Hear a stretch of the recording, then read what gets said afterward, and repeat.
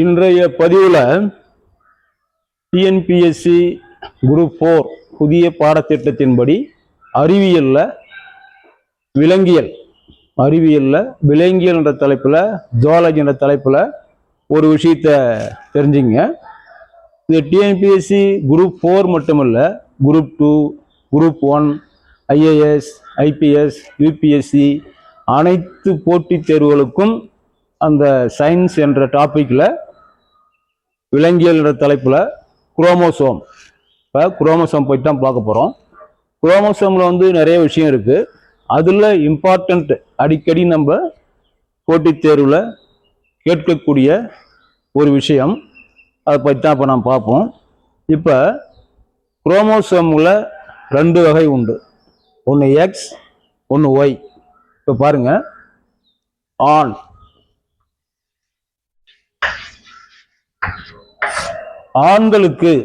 ஆண்கள் அவங்களுக்கு பார்த்தீங்கன்னா எக்ஸ் ஒய் இந்த குரோமோசோம், எக்ஸ் என்ற குரோமோசோம், ஒய் என்ற குரோமோசோம். பெண்ணுக்கு பார்த்தீங்கன்னா எக்ஸ் எக்ஸ், டபுள் எக்ஸ், ஒரே குரோமோசோம் தான். அனைத்து பெண்களுக்கும் இருக்க வேண்டிய குரோமோசோம் பார்த்தீங்கன்னா டபுள் எக்ஸ், ஒரு எக்ஸ், 3 எக்ஸ் தான். ஆனா ஆண்களுக்கு ஒரு எக்ஸ், ஒரு ஒய். இப்ப நமக்கு போட்டித் தேர்வுல, டிஎன்பிசி போட்டித் தேர்வுல என்ன தேவைன்னா, ஆண் குழந்தை பிறப்பதற்கும் ஒரு பெண்ணுக்கு ஆண் குழந்தை சிலபஸ்ல இருக்குது, ஆண் குழந்தை பிறப்பதற்கும் பெண் குழந்தை பிறப்பதற்கும் எந்த குரோமோசோம் காரணம், அதை பார்ப்போம்.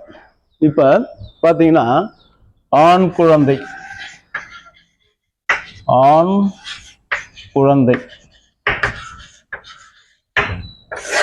இப்ப ஆண் குழந்தை பிறப்பதற்கு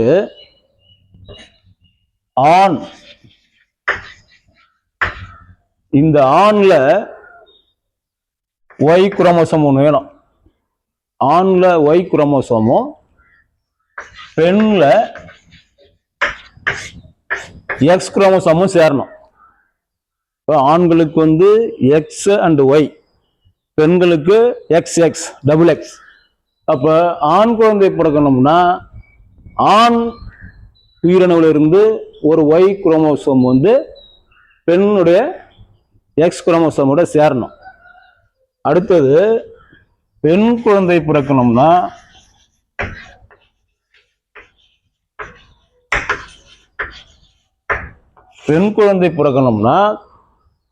இந்த ஆண்ல ஒரு எக்ஸும் இந்த பெண்ல ஒரு எக்ஸும் ஒன்னா சேரணும்.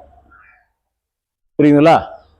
அதாவது ஒத்த குரோமோசோம்கள் எக்ஸ் எக்ஸ் தான் மீன். பெண் குழந்தை பிறப்பதற்கு ஆணின் எக்ஸ் குரோமோசோமும் பெண்ணின் எக்ஸ் குரோமோசோமும் ஒன்று சேர வேண்டும். இதுதான் நம்மளுக்கு பாயிண்ட். ஆண் குழந்தை பிறப்பதற்கு ஆணின் ஒய் குரோமோசோமும் பெண்ணின் எக்ஸ் குரோமோசோமும் ஒன்று சேரணும். இப்ப ஒரு பெண்ணுக்கு ஆண் குழந்தை ஆணாக பிறப்பதற்கும் பெண்ணாக பிறப்பதற்கும் யார் காரணம்னா ஆண் தான் காரணம், பெண் காரணம் கிடையாது. இது பாருங்க, ஏன்னா பெண்களுக்கு காமன் டபுள் எக்ஸ். இந்த டபுள் எக்ஸோட இந்த ஒரு எக்ஸோட ஆணுடைய ஒய் குரோமோசோம் சேர்ந்தா அது என்னது, ஆண் குழந்தை. அதே ஆணுடைய எக்ஸ் குரோமோசோம் சேர்ந்தா பெண் குழந்தை.